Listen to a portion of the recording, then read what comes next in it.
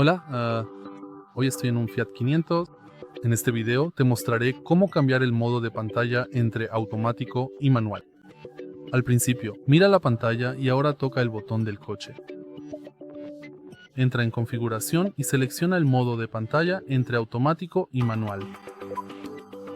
En el modo manual puedes cambiar el brillo de la pantalla con las luces apagadas.